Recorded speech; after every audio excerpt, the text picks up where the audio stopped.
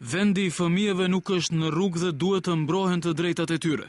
Për zgjidhje të këtij problemi të kahmotshëm, në Shkup sot Ministritë e Punëve të Brendshme dhe të Punës dhe Politikës Sociale në një konferencë të përbashkët u takuan me përfaqësuesit e misionit të OSBE-s dhe UNICEF-it.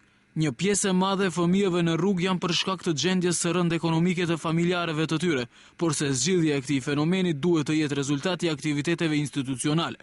Disa prej tyre madje janë të varur nga droga. Në periudhën që vjen, shumë shpejt pritet që së bashku me Ministrinë e Shëndetësisë të hapim qendrën për rihabilitim të fëmijëve nga rruga me qëllim të përmirësimit të shëndetit të tyre, i cili është dëmtuar me përdorimin e substancave psikotrope. Policia mundet dhe patjetër e ka t'i eliminon t'i ndjekë kur është në pyetje shkelja e ligjeve. Duhet të zbuloj kriminalitetin, eksploatimin e fëmijëve, gjëgjësisht ekspozimin e tyre në rreziqe. Që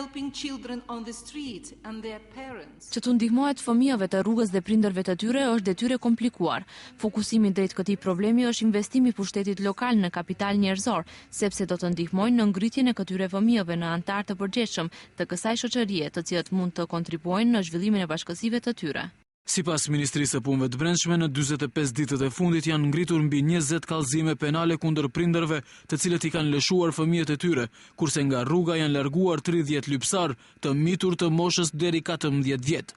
Megjithatë vlerësohet se në vend, në rrugë ekzistojnë rreth 1000 fëmijë të tillë.